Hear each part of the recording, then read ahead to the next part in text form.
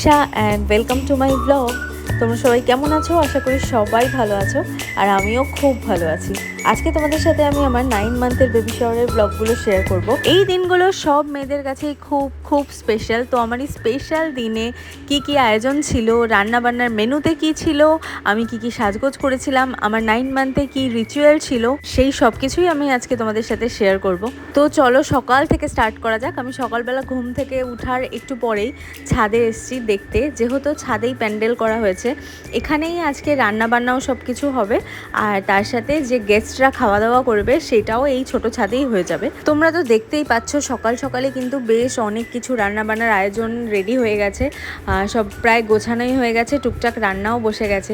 এই ছোট ছাদটাতে আমার বিয়ের সময় টুকটাক যেসব অনুষ্ঠান ছিল, আইব্রো ভাত, এঙ্গেজমেন্ট, বিয়ের দিন সকালের খাওয়া দাওয়া, যাবতীয় কিছু এই ছোট ছাদেই প্যান্ডেল করে রান্নাবান্না হয়েছিল। আমার বিয়ের পর আজকে আবার আমার স্বাদের অনুষ্ঠানে এই ছাদটায় প্যান্ডেল হয়েছে, দেখে আমার খুব ভালো লাগছে, অনেক দিন বাদে হলো। অভি সকাল সকালই চলে গেছিলো মাছটা নিয়ে আসতে, সব অর্ডার দেওয়াই ছিল, ও নিয়ে চলে এসছে। আর আমি আর বোন ভাবছি চলো শাড়িটা একটু ড্র্যাপ করে রাখি, তাহলে পরার সময় আর কোনো অসুবিধা হবে না, তাই একটু পিন টিন মেরে রেডি করে রাখছি। আমাদের বাড়িতে স্বাদের অনুষ্ঠানে সকালবেলার দিকে সেরকম কোনো রিচুয়াল নেই, তাই জন্য আমার এখন সকাল সকাল খেতেও কোনো অসুবিধা নেই। সো আমি এখন সকালবেলায় এই ব্রেকফাস্টটা করে নিচ্ছি। সবার জন্য এই ব্রেকফাস্টটাই হয়েছে, লুচি আর আলু মটর দিয়ে একটা তরকারি। তুই লুচি খাসনি? না, লেগেছি আমি কচুরি খাই। লুচি তরকারিটা নুন বেশি হচ্ছে। কিরে, কাজ নেই? লুচি খেয়ে শুয়ে পড়েছিস? 7 মান্থে আমার সব রিচুয়াল কমপ্লিট করে সাজগোজ করতে অনেক দেরি হয়ে গেছিলো। সো এবারে আমি লেট করব না, তাই তাড়াতাড়ি স্নান করে নিয়েছি। আর স্নান করার পর মা ওই তুলসী কাঠির মালাটা দিয়েছিল আমাকে গলায় পরার জন্য, ওটাও পরে নিয়েছি। আর তারপর একটু সুন্দর করে আলতা পরবো ভেবেছিলাম, সেটাই পরছি। আর এই আলতাটা আমাকে সুন্দর করে বোনই পরিয়ে দিয়েছে। তারপর ভাবলাম চলো এবার ফটাফট রেডি হয়ে যায়, কারণ আস্তে আস্তে এবার লোক চলে আসবে। তারপর সবার সামনে সাজগোজ করা সেটাও একটা খুব চাপের ব্যাপার। যেরকম পেরেছি হালকা পাতলার উপর একটু মেকআপ করে নিয়েছি, আর বোন আমার চোখটা একটু সুন্দর করে লাইনার পরিয়ে দিয়েছে। আমি সেজেগুজে একটু একটু করে সবাইকে দেখাচ্ছিলাম যে দেখ কেমন লাগছে, ঠিক আছে নাকি। যেহেতু দুপুরের অনুষ্ঠান আর এখন গরমও পড়ে গেছে, তাই অতিরিক্ত মেকআপ বা কিছুই করা যাবে না, হালকার উপর যেটুকু পসিবল করে নিয়েছি। আমার নিজের তো বেশ ভালো লাগছিল, আর এই কালার কম্বিনেশনটাও আমার খুব পছন্দ হয়েছে, একদম ডার্ক কালার। এমনি আমি ডার্ক কালার পরতে ভালোবাসি, আর শাড়ির কালারটা ভীষণই সুন্দর ছিল। কাল রাতে যে ব্যাকড্রপটা সাজিয়েছিলাম ওটা থেকে দু একটা বেলুন খুলে গেছিলো, তো সবাই মিলে ওগুলো একটু লাগিয়ে দিচ্ছিল। আর বাইরে এসে দু একটা ফটো টটোও তুলে নিয়েছি। আর এদিকে দেখেছো আস্তে আস্তে কিন্তু এবার সব গেস্টরাও আসতে শুরু করে দিয়েছে একে একে। আর তাই জন্য সবাই ভেবেছিল যে চলো এবার আমার খাবার দাবার মেনু যা কিছু আছে সেগুলো থালা সাজানো শুরু করে দিক। তো বোন, বাবলি ওরা সবাই চলে গেছিলো খাবারটা গুছিয়ে আনার জন্য, যেহেতু ওপরে সব কিছু রান্নাবান্না হচ্ছে, ওপর থেকে নিচে নিয়ে আসার দায়িত্বটা ওদেরই ছিল। 50 বার দৌড়াদৌড়ি করে ওরা গেছে, নিয়ে এসছে সাজিয়ে। তাই এটা যদি না দেখাই আমার বাবা মার পড়বে, তাই আমি দেখিয়ে দিলাম, তোরা অনেক খেটেছিস। শুধু তো খাবার আনলে হবে না, সুন্দর করে সাজিয়ে গুছিয়েতেও দিতে হবে।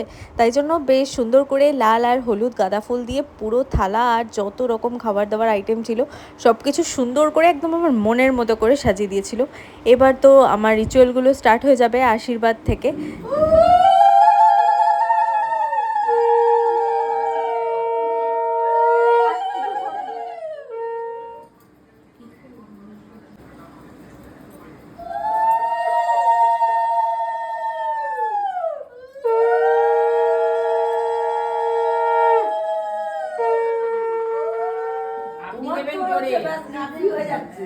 জোরে দেবে, আমি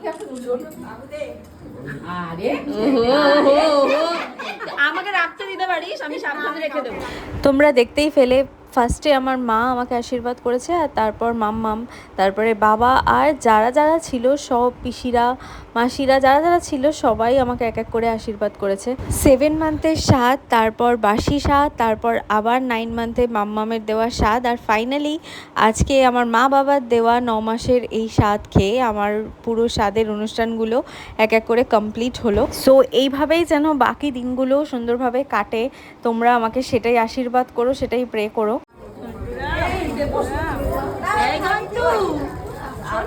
ঘন্টু কি রে, দেখা যাচ্ছে? ওকে দেখা যাচ্ছে পুরো।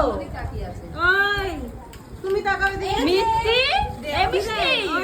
ভেবেছিলাম এই পুচকের হাত দিয়েই আমি খাবো, যদিও আর একটু বড় হতো না তাহলে ওর হাত দিয়ে খেয়েই আমি স্বাদটা স্টার্ট করতাম, কিন্তু এতটাই ছোট তাই বাকি ও খাওয়াতে পারেনি, ওরা দুজন আমাকে খাইয়ে দিয়েছে।